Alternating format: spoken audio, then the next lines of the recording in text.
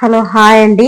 ఈరోజు నేను మా గార్డెన్ లో ఫర్టిలైజర్ ఎలా తయారు చేసుకోవాలి, ఎరువులను ఎలా తయారు చేసుకోవాలనేది, అంటే ఫర్టిలైజర్స్ ఎలా స్టోర్ చేయాలి, అలాగే ఎరువులను నేను ఎలా కలుపుకుంటాను, ఎలా చేస్తాను అనే విధానం గురించి ఈరోజు చెప్తానండి.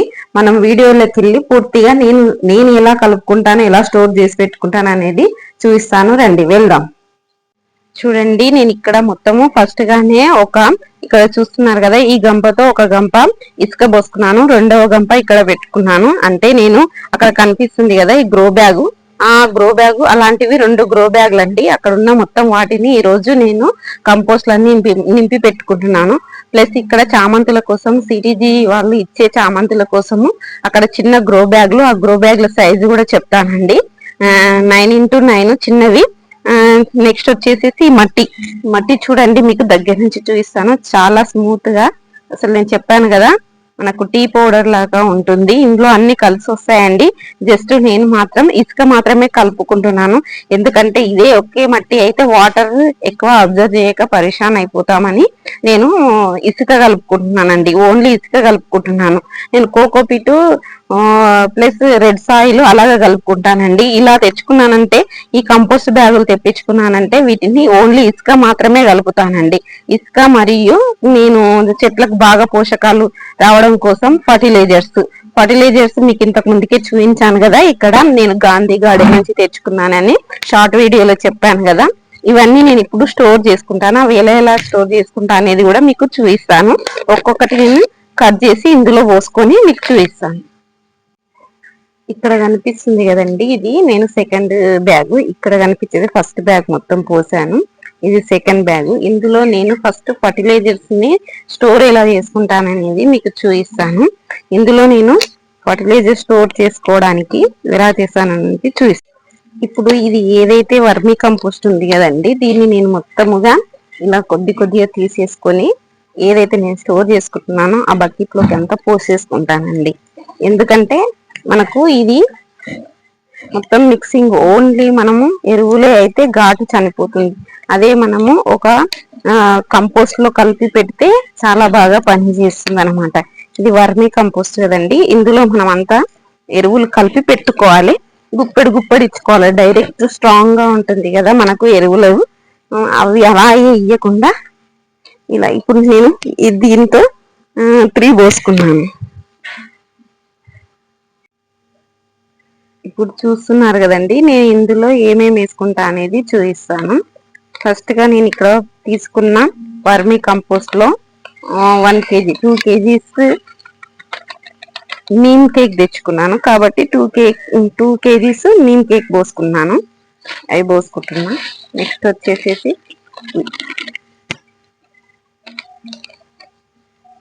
ఇది మనకు టొబాకో అండి.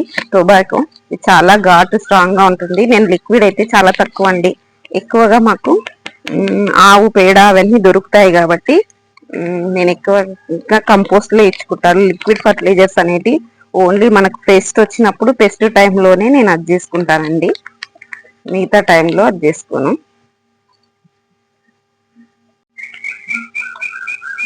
ఇప్పుడు ఇది ఘనజీవామృతం. ఇది కొంచెం తడిగా ఉంది, మీరు అనుకోవచ్చు ఖరాబ్ అవుతుందని. ఏం కాదండి, ఎందుకంటే మనం వర్మీ కంపోస్ట్ అన్ని కలిపి పెట్టుకుంటాం కాబట్టి మనం కలిపి పెట్టుకున్న అప్పుడు కొంచెం ఓపెన్ నుంచి ఉంచాలండి. నెక్స్ట్ నేను సీవీడ్ గ్రాన్యూల్స్ ఇవి పోసుకుంటున్నాను. ఇదంతా నాకు 1 year కోసం నేను కలిపి పెట్టుకుంటున్నదండి. మీరు ఎప్పుడు చూడకుండొచ్చు, ఎవరు చూపించలేకుండొచ్చు, వీడియో నేను చూపిస్తున్నాను. ఇది బోన్ మిల్ అండి, నేను తెచ్చుకున్నా అన్నాను కదా, బోన్ మిల్. నెక్స్ట్ వచ్చేసేసి ఇది ట్రైకోడర్మా అండి. ట్రైకోడర్మా నేను సపరేట్ గా కూడా అప్పుడప్పుడు వేసుకుంటాను కాబట్టి కొద్దిగానే కలుపుకుంటున్నాను.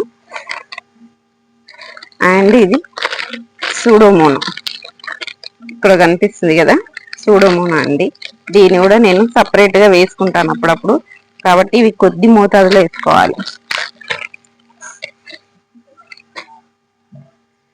నెక్స్ట్ వచ్చేసేసి నేను ఫంగిసైడ్ కూడా, ఎందుకంటే మనము కుండీల్లో నింపుకుంటాం కదండి, కుండీలో నింపుకున్నప్పుడు ఫంగిసైడ్ అనేది వస్తుంది.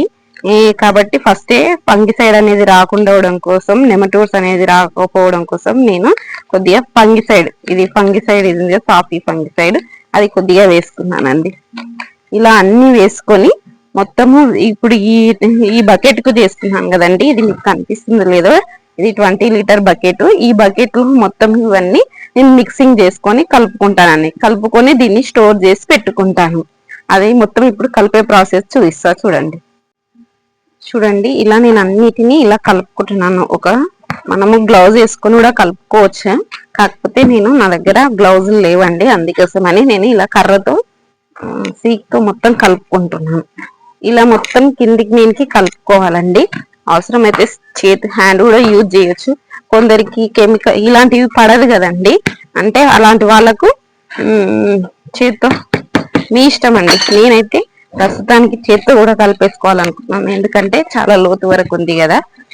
ఇది ఆర్గానిక్ కాబట్టి ఎటువంటి ఎఫెక్ట్స్ లేకుంటదండి, కలుపుకోవచ్చు. ఇలా అన్ని మిక్సింగ్ చేసుకోవాలండి. చాలా ఘాటు ఉంటది, కొంచెం మీరు మాస్క్ వేసుకొని చెయ్యండి. అలవాటు ఉన్న వాళ్ళకైతే పర్వాలేదు, కానీ అలవాటు లేని వాళ్ళకు ఇలా కలపాలంటే కొంచెం కష్టమే అవుతుందండి. కొత్తగా చేసే వాళ్ళైతే గ్లౌజ్ అండ్ మాస్క్ పెట్టుకొని చేయండి. ఎప్పుడు ప్రిపేర్ చేసే వాళ్ళకైతే పెద్దగా ఏమీ అనిపించదు. ఇలా మొత్తం కలుపుకుంటానండి. కలుపుకొని నేను ఇవంతా స్టోర్ చేసి పెట్టుకుంటాను. ఎప్పుడైతే నా చెట్లకు ఇవ్వాలనుకున్నానో, నేను లేని సమయంలో నా గార్డెన్ చూసుకునే వాళ్ళకి చెప్పేస్తే వాళ్ళు గుప్పెడు ఇచ్చేస్తారు. అంటే చెట్టును బట్టి మనం చెప్పేస్తే వాళ్ళు ఇచ్చేస్తారు అనమాట. దీనికోసం నేను ఇదంతా కలుపుకుంటున్నాను. చూడండి, ఇలా కలిపేసేస్తే చూసారు కదండి. నేను ఇక్కడ మొత్తం కలిపి పెట్టుకున్నాను. దీనిపైన డక్కన్ పెట్టేసేసి స్టోర్ చేసి పెట్టుకుంటే మనకు ఎప్పుడు కావాల్సినప్పుడు అప్పుడు కొద్దిగా తీసుకొని అన్ని చెట్లకు యూజ్ చేసుకోవచ్చు. ఇప్పుడు అలాగే నేను ఇక్కడ కూడా పక్కన కొంచెం పెట్టుకున్నాను. ఇందులో అవసరమైతే మనము ఓపెస్ట్ ఆయిల్ ఉంటదండి, అంటే ఎటువంటి పెస్టిసైడ్స్, ఎటువంటి ఆకులకు తెగులు రాకుండా ఓపెస్ట్ ఆయిల్ అనేది ఉంటది. గోమూత్రము, బెల్లం కూడా కలుపుకొని చేసుకోవచ్చండి. ప్రస్తుతానికైతే నేను ఇంతకుముందు కలుపుకున్న ఏవైతే ఫర్టిలైజర్స్ ఉన్నాయో కదా, అవి పక్కకి ఇలా మీకు చూపించడం కోసం ఇలా పక్కకు పోసి పెట్టాను. ఇప్పుడు నేను ఇది ఆల్రెడీ ఒక గంప, ఇక్కడ కనిపిస్తుంది కదా, ఈ గంప ఇసుక పోసుకున్నాను కదా, మళ్ళీ రెండో గంప పోసుకుంటున్నాను. ఒక 40 కేజీల వర్మి కంపోస్ట్ కి నేను 2 గంపల ఇసుక పోసుకుంటున్నానండి. ఇలా కలుపుకొని పెట్టుకుంటే మనకు తేమ అనేది ఏది లేకుండా ఉంటుంది. కాబట్టి ఇలా కలుపుకొని మనము ఇక్కడ కనిపిస్తుంది కదా, ఇది దీంతో మొత్తం ఈ మిశ్రమాన్ని అంతా కలుపుకోవాలండి. కలుపుకున్న తర్వాత నేను గ్రో బ్యాగ్ లో ఎలా నింపుకుంటా అనేది చూపిస్తాను. ఇప్పుడైతే ఇక్కడ కనిపిస్తున్న ఈ ఫర్టిలైజర్ ప్లస్ ఇది మొత్తం మిక్సింగ్ చేసుకోవాలండి. మిక్సింగ్ ప్రాసెస్ తర్వాత మీకు గ్రో బ్యాగ్ లో ఎలా నింపుకోవాలనేది చూపిస్తా. ఇక్కడ చూస్తున్నారు కదండి, ఇది నా గార్డెన్ లీవ్స్ అండి. మొత్తము నేను గార్డెన్ ప్రూనింగ్ చేసిన గార్డెన్ లో ఉన్న చెత్త అంతా ఇక్కడ తెచ్చేసేసుకొని ఇలా పెట్టుకుంటాను. అయితే ఇప్పుడు నేను కొన్ని మందారం మొక్కలు ఉన్నాయండి, వాటిని స్టెమ్ కటింగ్ తో ఎలా తయారు చేసుకోవాలనే దానికోసము నేను ఇక్కడ ఈ కొంచెం చిన్న చిన్న వాటిని, ఇది చిన్నగా ఉంది కదా, ఇది ఏమంటే పెయింటింగ్ డబ్బా. ఈ డబ్బాలో నేను వాటిని వాటిని ఉడకంగా కటింగ్స్ పెట్టుకుంటున్నాను. అలాగే కటింగ్స్ కూడా చూద్దామని చెప్పి ఈ వీడియో తీస్తున్నాను. చూడండి, ఇలా కొంచెం నింపుకొని ఇలా ఇక్కడ చూస్తున్నారు కదా, ఇలా నేను అన్ని నింపుకొని పెట్టుకున్నాను. వీటిలో ఈ కంపోస్ట్ ని నింపేసుకొని పెట్టుకుంటానండి. ఇప్పుడు ఈ కంపోస్ట్ అంతా ఇందులో నింపేసుకుంటా. చూస్తున్నారు కదా, ఇక్కడ అన్ని నేను చామంతి మొక్కలు మిగతా ఏవైనా పెట్టుకోవడం కోసం కుండీలు అయితే రెడీ చేసుకున్నానండి.